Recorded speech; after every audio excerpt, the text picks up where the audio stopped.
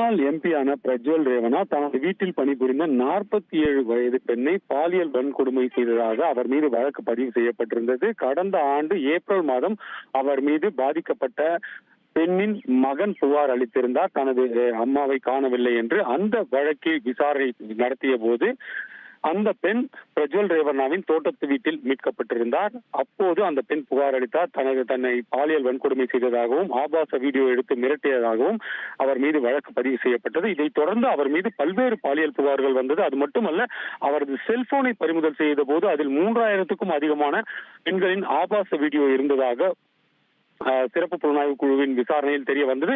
இது தொடர்பான வழக்கு கடந்த ஓராண்டாக நடைபெற்று வந்த நிலையில் கடந்த ஜூலை 18 அன்று அனைத்து வாதங்களும் நிறைவு பெற்றது. 26 சாட்சியங்கள் மற்றும் 180 ஆவண ஆதாரங்கள் என அனைத்தும் நீதிமன்றத்தில் ஒப்படைக்கப்பட்டன. இந்த 180 ஆவண ஆதாரங்கள் என்பது அவர் சென்று வந்த இடங்களின் கூகுள் மேப், அதாவது எந்த தேதியில் பாலியல் வன்கொடுமை செய்யப்பட்டதாக கூறப்பட்டதோ அந்த தேதியில் அவர் இருந்த இடங்கள், அதன் பிறகு அவர் பயணித்த இடங்கள், இந்த பெண்ணை அடைத்து வைத்ததாக கூறப்பட்ட தேதியில் அவர் பயணித்த இடங்கள், அதாவது தோட்டத்து வீட்டில் அந்த பெண்ணை அடைத்து வைத்ததாக சொல்லப்பட்டது.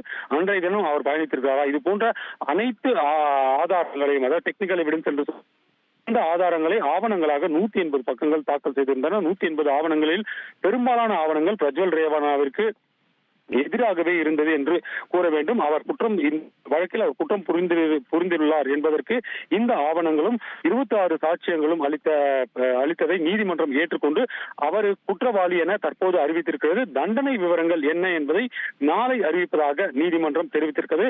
இது மக்கள் பிரதிநிதித்துவ நீதிமன்றம், பெங்களூரில் உள்ள மக்கள் பிரதிநிதித்துவ நீதிமன்றத்தில் இந்த வழக்கானது நடைபெற்று வந்தது. மிகவும் எதிர்பார்ப்பை ஏற்படுத்திய வழக்கு. அவர் மீது இன்னும் பல்வேறு பாலியல் புகார்கள் உள்ளது. தற்போது வந்துள்ள இந்த தீர்ப்பு என்பது முதலில் தனது வீட்டில் பணிபுரிந்த 47 வயது பெண்ணை பாலியல் துன்புறுத்தல் செய்த அந்த விவகாரம் தான் தற்போது தீர்ப்பு வழங்கப்பட்டிருக்கிறது. தண்டனை விவரங்கள் நாளை அறிவிக்கப்படும் என்று கூறப்பட்டிருக்கிறது.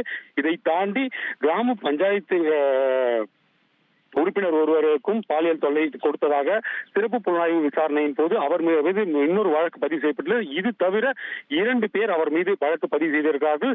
இந்த வழக்கும் தற்போது நீதிமன்றத்தில் நடைபெற்று வருவது குறிப்பிடத்தக்கது. ஏற்கனவே கடந்த ஓராண்டாக அவர் சிறையில் இருக்கும் அந்த நிலையில் தற்போது அவர் குற்றவாளி என உறுதி செய்யப்பட்டிருக்கிறது.